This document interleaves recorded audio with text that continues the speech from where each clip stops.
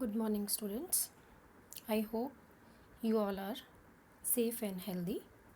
So, today we are going to start with the history chapter, the French Revolution. So, students till grade 7, till grade 8, you read about Indian history. So, now this year we are going to start with the history of Europe. So, when we go through our Indian history, our Indian constitution, so we have read in detail in the fundamental rights, the equality, freedom, fraternity. So these words you read in the preamble of Indian Constitution. So I just want to tell you that these freedom, equality and fraternity, these words, or we can say that these rights have been taken from the French Revolution. For the first time, France has given these three words, that is three word slogan, that is liberty, equality and fraternity to the world. So now in this chapter we are going to start with the French Revolution, in which we are going to see that France, which was ruled by a king, and slowly how this country has become a democratic republic.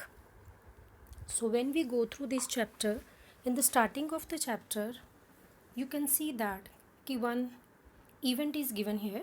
On the morning of 14 July 1789, a city of Paris was in alert, means they were very afraid. The reason was they were very scared. The reason was that the rumor was spread that the king has commanded the troops means the military to move into the city, and rumor was spread that now the king is going to give a order to open fire on the people or on the citizens. So some 7,000 men and women, they gathered in front of the town hall and they decided to form a people's militia. People's militia means people's their own army, and they went into the number of government buildings in search of arms, because if they had to fight with the army, it means they also need their own army, the arms and ammunitions.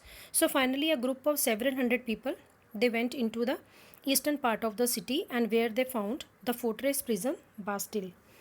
As they were knowing that might be that place having hoarded ammunitions, maybe they would get arms and ammunitions in that place. In the armed fight that followed, the commander of that Bastille prison was killed in that fight between the people and the army. And the prisoners which were there in that Bastille prison, only 7 were there, but that were also released by the people. And all these people, they hated this prison of Bastille, because it was the symbol of, or we can say that it stood for the rule of a monarch. And as you know that monarch was only taking all the decisions, and people were hating that person. So that is why the fortress was demolished matlab destroyed. And then its stone fragments, the pieces of the stones of that Bastille prison, were sold in the market, because that was the first victory of the people in the France. So that is why they wanted to keep that stone fragments as a memory of their first victory. So after that, number of riots broke out after that also, which turned into a French Revolution. So now just see that why this French Revolution occurred. What was the reason why France people revolted? So reason was, what was the reason behind it? Why people wanted to revolt? What was the reason? So let's go to the beginning. First of all, we will talk about the French society first. How was the French society at that time, and the reasons we are going to see. So in that, first we are going to see the reasons for that was the social reason. In that we are going to see that Louis 16, he belonged to the Bourbon family. He was the king who ascended the throne, means he sat on the throne, and he was at that time only 20 years old, and he married to Austrian princess Marie Antoinette. And when he ascended the throne, being a new king, he found that the whole treasury with which he had to run the country or run his empire, that was empty. Because the reason was that France was fighting wars from a longer period of time, which has the financial resources of the France. And second thing was that France had a very extravagant palace, which was called Palace of Versailles. That is, it's also called Versailles.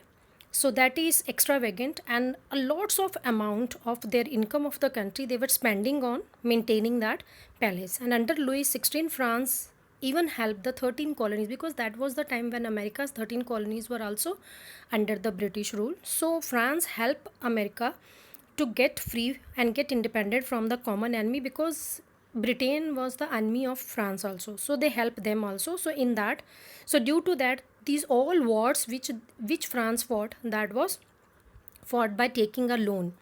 When they have taken, now this loan, this has added more than a billion livres. Livre is the currency of France at that time, to that debt, which has already been rises more than 2 billion livres. And lenders, now those who have lent them this money, they now started charging 10%, 10% on that principal amount. So French government was now, we can say that forcefully, now they have to arrange the more income for that, because the loan also, and to maintain the that palace of Versailles also. So now need the more finances for that purpose only, to meet these all regular expenses like maintaining the government, maintaining the army, maintaining the court, running government offices or universities. The state was forced to increase taxes. So yet even this measure would not have been sufficient. So that is why the French society in 18th century, so that was not sufficient, how much income they had, so that was not sufficient. So that is why, first of all, we should know that how the society was divided of this country. This, in France, the society was divided into three groups: the first estate, second estate, and the third estate. The first estate was including clergy, second estate including nobility, and third estate, it was the big businessman, merchants, small officials, and even the peasants, artisans. These all people comes in the third estate. The first and second estate, first estate clergies are the officials, those who are we can say the fathers of the church, and even the officers, those who are working in the church. And second estate was the nobility. The nobility were those people, those who have been given a large amount of lands, ministers, we can say that, of the king, those who have been awarded with the large lands, and they were giving this land to the peasants on a rent, and they were not only collecting the revenues from them, but also they were getting them worked at their homes also, and sometimes when it is needed, they were recruiting them into the army also. So now overall, when we see that the first estate and second estate, as they born in a, by birth only, they got some privileges means some special rights they have been given, that they were not paying any taxes. But the third estate members, they have to pay the three types of taxes. The first tax was, that is tithe means a tax levied by the church. It means that they were also paying taxes to the church, and that was 1/10 part of their agriculture produce. Then they have to give a tithe was also the tax which they were directly paying to the state means that to the king.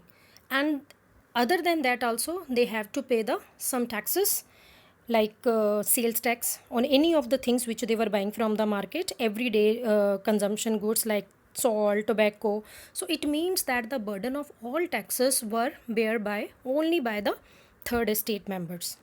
Now the condition was that the people, these people, third estate members, they were not even able to earn the money like wages with which they can survive also. Then started the struggle to survive. And now struggle to survive means when human beings are struggling to survive themselves. The reason was that because the population of France at that time increased about 23 millions, which was in 1715, it has increased to 28 millions in 1789. And definitely when the population increases, you know that with increase in population, there should be increase in the food production also, but that was not like that. The rapid increase in the demand for food was not keeping pace with the increasing population, so production of grains could not keep pace. So the prices of, and when you know that production is less and population is more, so definitely the prices of goods will be increased. So prices of the bread was the staple food of these poor people, majority of the people in the country, so that price also increased. And most of the workers, those who were employed as a laborers, they were paid very less wages, and with that wages even they were not able to buy the food. Most of the time they were standing in the queues outside the bakeries, and they were not getting the food also. So wages did not keep pace with these increasing prices, so gap between the poor and the rich, it widened. And people, whenever there is any drought time और may be any natural disaster, helps reduce the harvest, means उनकी harvest उस समय कम हो जाती थी, and due to that the people have to struggle for survive also, मतलब ज़िंदा रहने के लिए भी उनको बहुत ज़्यादा स्ट्रगल करनी पड़ी थी because they were not able to get the food, and this was called frequently during the old regime, the kings rule, this Louis 16 rule was also called the old regime. And then came the people. Definitely when people were struggling so hard, so slowly what they did, they started struggling. Now means the revolution started. In the past only the peasants and workers only, they were occupied in the revolt against the increasing taxes and food scarcity. But now the means and programs to carry on these full scale measures that would bring about a change in social and economic order, but that lacked the means because these people were very poor, so they were not having those means with which they can we can say that organize that revolt to that level which was required to get France independent from monarchy rule. So then this was left to the those groups of the third estate, those who were the educated. In third estate also there were the professionals also, like doctors, teachers, lawyers, and many other merchants. They were also educated groups, also educated citizens were also there in this group. Those who have become prosperous and they have access to education, and even they have new ideas also, as they were educated, so definitely they have new ideas also.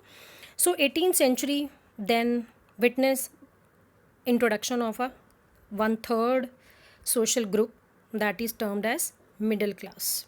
Now these people were called the middle class, who earned their wealth. How they earn their wealth? If they are, we are saying that they are rich and wealthy, they have earned this wealth through overseas trade.